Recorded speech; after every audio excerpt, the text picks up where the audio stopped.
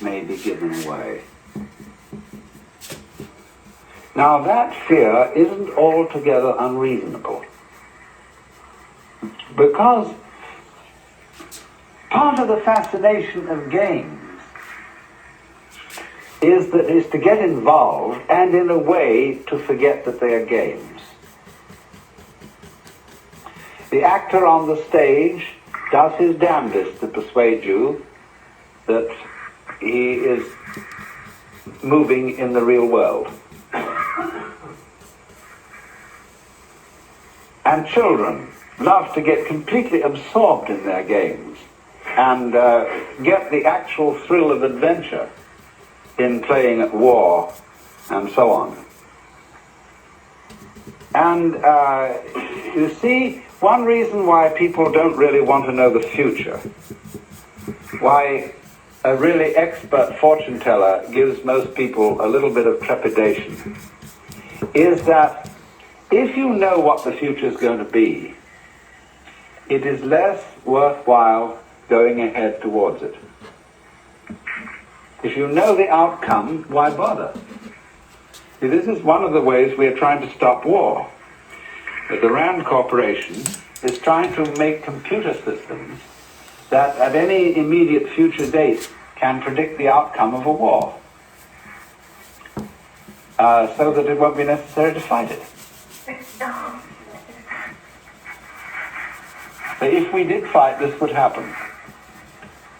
So the person who gets the winner claims the diplomatic advantage, and we go on.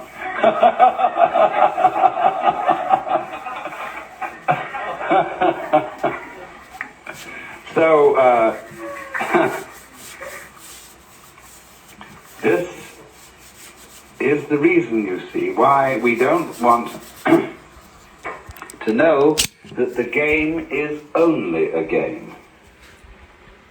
Now, if we can make believe that the game is real, whatever that means, we are not really very clear about that. But somehow we know what it means in our bones if we don't know very well in our heads what is for real. And we're always testing things out. What is for real? But when the whole world game becomes too real and people become too earnest, it's highly necessary to play a new game, which is the game of game against non-game. But how far can you get away with giving the show away about the game? Nobody really wants to go the whole hog until you're ready for final nirvana. You know, then you give the show away as far as you're concerned. And that's it.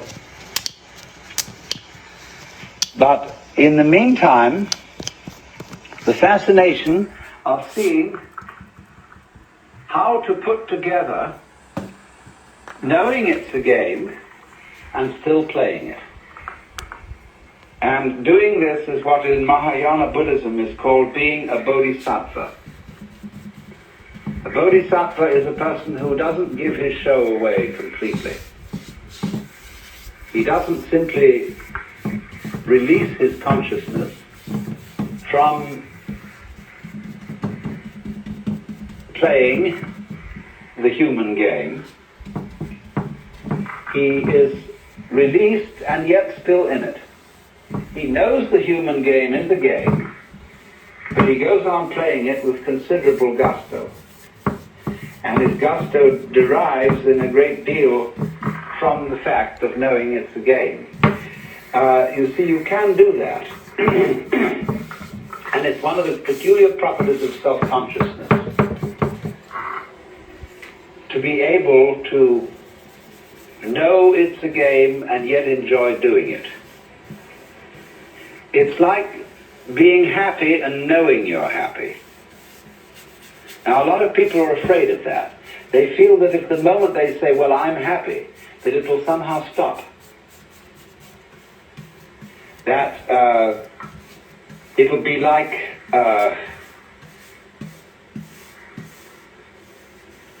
being too conscious of digesting your food. there is a point there where enjoying dinner, it very slowly merges into disgust.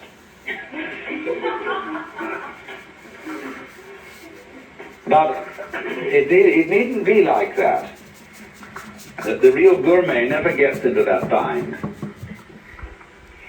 And so in the same way, the doing something, being happy and knowing that you're happy, has about it a certain quality of what I would call resonance. For example, if I talk in a room which is completely soundproofed, it's terrible, I can't stand it, there's no resonance, no little tiny echo. I feel I'm talking into the proverbial wet blanket. But if there's a little resonance, if there's a feedback, you see, that makes the thing go vibrate a bit more than it ordinarily would, so one gets feedback from an audience. And it's much easier to talk to an audience than it is to a microphone, because there's feedback. And so consciousness is feedback. So for that reason, your voice sounds better when you're singing in the bathtub than it does when you're singing out in an open room, because you get resonance. And so we put resonators, like say a guitar or a violin has a sounding box in it. That's a resonator to make it echo a bit. And so great churches at one time was, or still are, built by acoustic experts. So concert halls, to give them the proper resonance. But when resonance gets too much, it starts chattering. It gets a system of echoes set up. And some of the old cathedrals, which weren't built with acoustical knowledge, you can hear the echoes of the choir going on forever and ever and ever. It sounds very marvelous from a certain point of view, but it's not from a musical point of view. It's a kind of it's more sentimental. And we used even to be taught to sing in church with an echo technique in the voice. So that even if you weren't in a great cathedral with its echoes, you slightly sound as if you were. Isn't that trickery for you? That's real showbiz.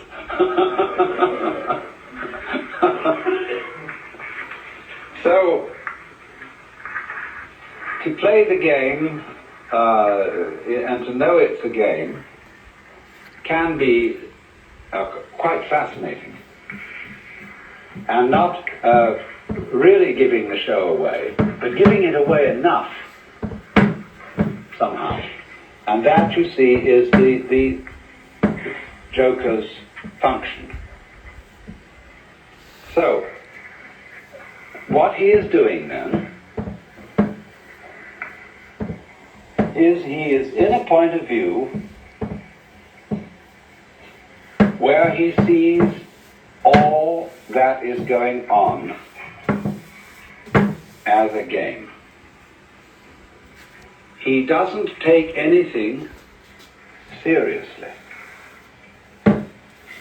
But don't forget that that doesn't mean that he is simply shallow and frivolous.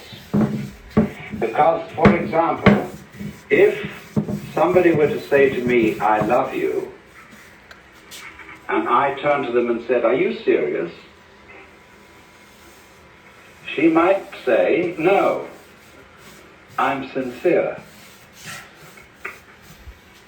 Because love isn't necessarily serious. We use the word serious very frequently, where we should be using the word sincere. And the lack of proper delineation between these two words causes a great deal of confusion. It's like the confusion about the word must. You must do this. Whether it's a commandment or whether it's a condition, a state of affairs that simply is so. And so in the same way, we need a clarification of must, and we need a clarification of serious. And it can be divided down into serious on the one hand, or sincere on the other. What is sincerity? Sincerity is being integrated, being all of a piece. Now you see, we often think that the person who doesn't take life seriously isn't all of a piece. That is to say, his heart's not really in it. He is out here living, you see, and going along and talking to people. But the feeling is of an insincere person. There's something in the back of his mind that isn't participating. That's what worries people about actors. Are they acting in real life? Are they still playing the part? Is this person I'm introduced to as Charlie Chaplin the same man as, or different from the funny little man with the derby hat? And so actors occasionally bother and bug people, and people may be apt to say, well, they're always on the stage. They are never really genuine. And we have a feeling, you know, when we know when somebody is being genuine, see? But mark it, when you know somebody is being genuine, they are not necessarily being serious. They're not necessarily being grave or solemn. What I want to give the idea of is sincere laughter. And also sincere play. There is a perfectly sincere laughter.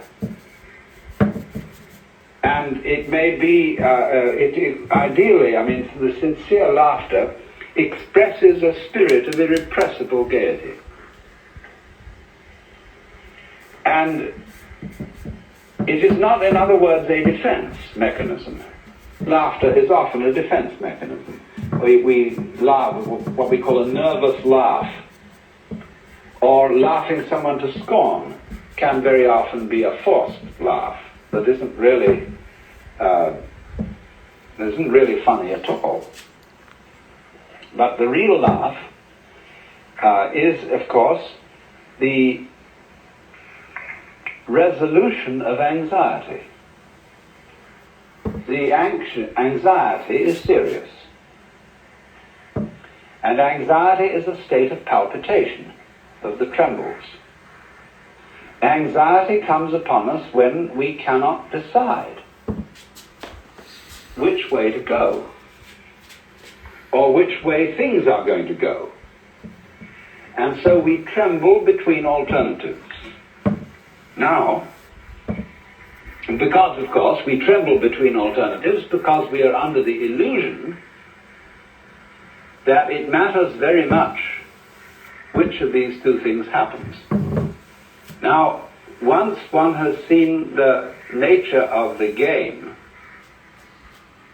you realize that it matters superficially which of these two things happens, but it doesn't fundamentally matter because all negative things pair with positives.